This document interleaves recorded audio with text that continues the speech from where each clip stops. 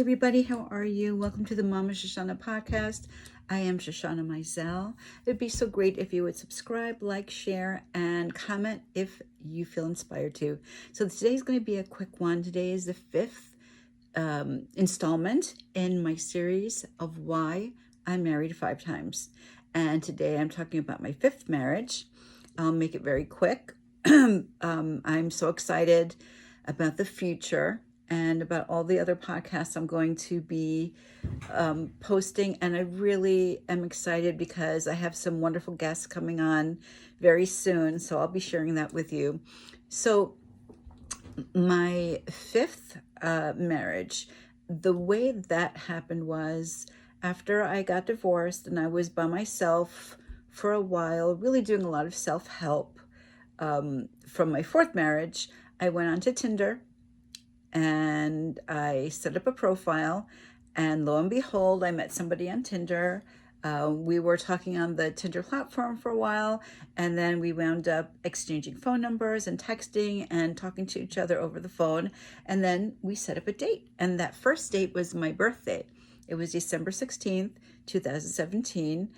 And I really wasn't wanting to be involved with anybody. I had 2 years of trying to discover myself and trying to feel and feeling like, hey, you know what? Being alone or being without a man is not that bad. It's probably actually pretty cool. I was able to learn more about myself. I was able to have the freedom to go and do what I want to do without having to answer to anybody.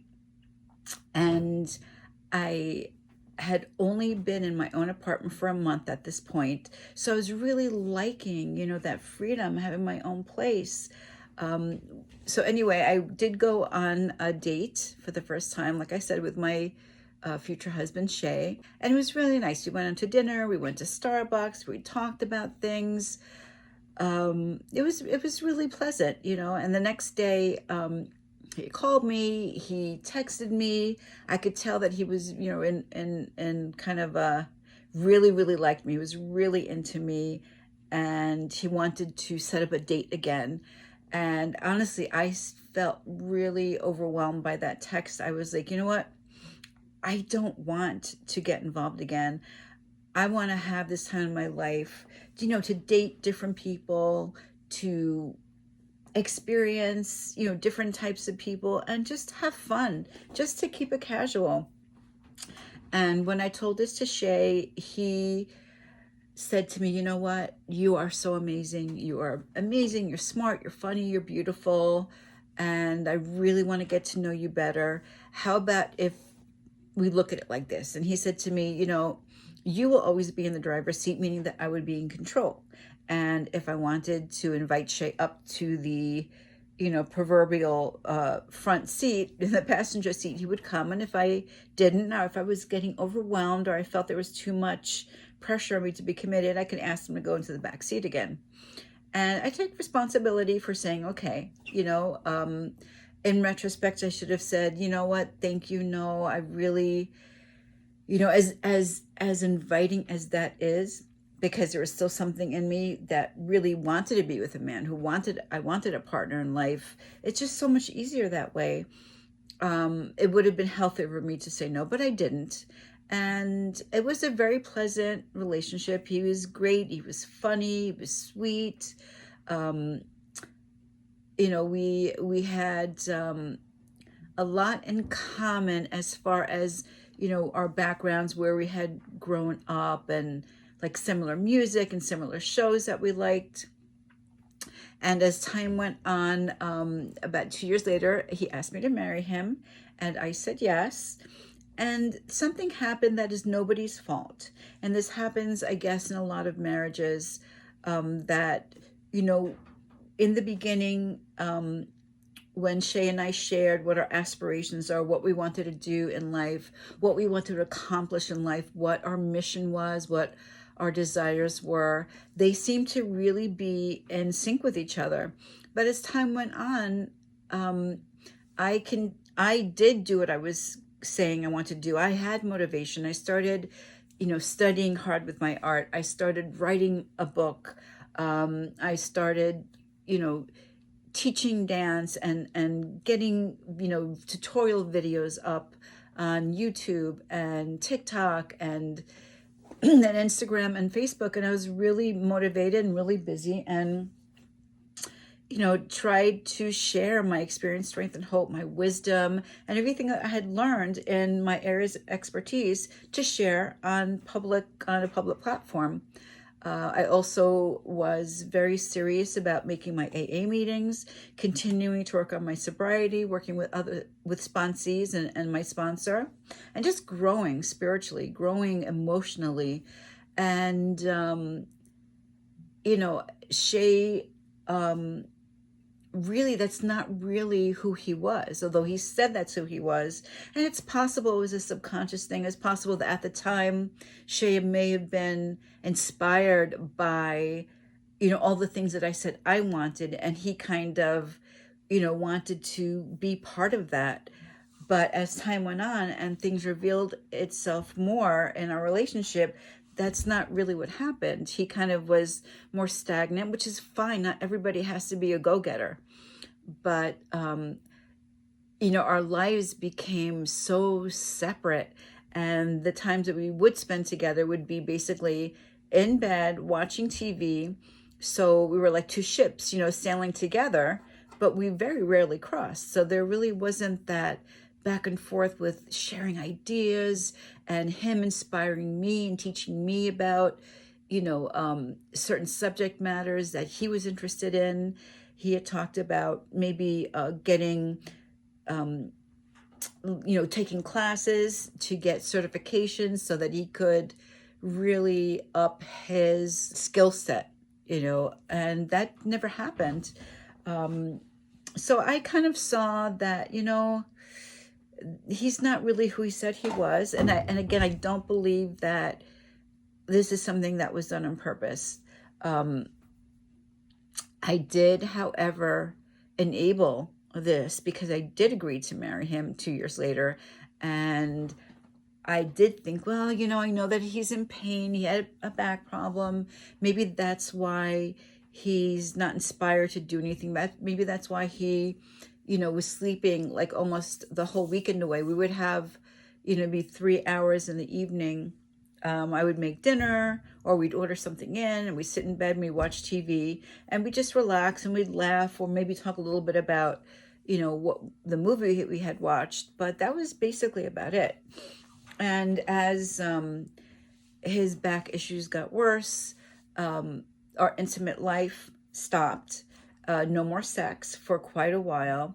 And that is when the disparity between us really, really showed up. And that is that when you when in our relationship, when that sexual intimacy was taken out of the picture, what was left for stimulation? Of course, there was, support in the everyday to-day things we had to do, but there was no sharing of the mind. There was no interesting conversations. There was no, stimulation. Of course, you don't have to have that all the time, but with a person like me, that's the type of person I need to be with. And I stayed, even though I saw inevitably that this was just not going to work, because basically it would just be him, working and then being home on weekends and watching TV, and me off doing everything that I wanted to do, including being his nursemaid, taking over a lot of financial responsibility, cleaning the house, doing all the cooking, doing all his paperwork. I started to become more like a mother than a wife. And I take responsibility for putting myself in that position. Even when I knew, I don't think this is going to work out, I didn't do anything to sabotage it like I used to. I did not cheat. I didn't practice passive aggressive behavior. I just tried to stay in the moment, really be of service, until Shay was able to get his surgery and his back was healed. And, that was 2 years past what I really wanted to 2 years longer than I really wanted to stay. But I needed to do that. I needed to learn how to be an unselfish person. I needed to learn, what it meant to make a commitment to another person. And I just felt like our lives, even after his surgery and he felt a little better, they kind of shifted further and further and further apart. And I remember one day I said to him, you, Shay, you say all these amazing things about me. You attribute so many things that I do and ideas that I have that give your life so much value. And I'm just wondering, what are the things you see that you add, where you add value to my life? And his answer was nothing. And I remember us talking about that. And I was kind of a little surprised because, when I first met him, he was trying to, talk me into being with him and being in a committed relationship, and that he was so excited about it, and he wanted to get to know me, and he really wanted to be part of my life because he thought I was so great. But then, almost 5 years later, when I said, we need to do a little bit of a evaluation of what's going on with our relationship, that was it. So we had a serious talk, and, he knew I wasn't happy. He knew I needed more. He knew that I wanted more of a connection and more of a give and take, spiritually, intellectually, emotionally. And so we basically are, not together as a couple. We are not in an intimate relationship. We are living still in the same home, but he moved his bed to another room, and just for financial reasons. And also, well, for financial reasons, we're staying together, but we kind of live separate lives. And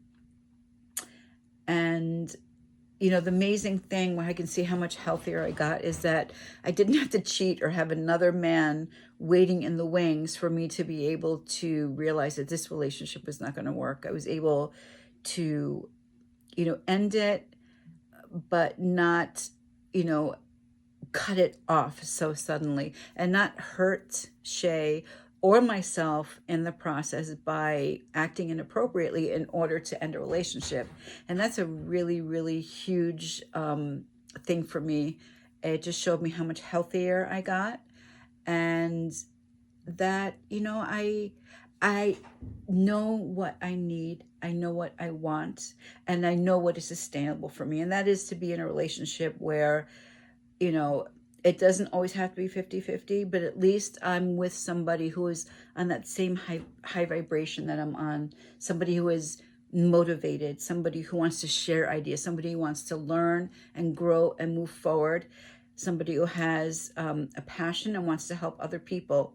And in order to help other people, I feel you have to really look at yourself. You have to always be open to learning. So that is my fifth marriage, not as dramatic as my other ones. Thank God. I am getting better little by slowly. But yeah, and I have just so many more exciting things happening in the future. I cannot wait to share with you. So thank you for taking this time with me. I love you so much. Again, if you could subscribe, and please comment if you share any ideas, or you have anything that you want to say that this podcast has inspired for you. Again, I love you. Thank you. And I will see you real soon. Mwah. Bye.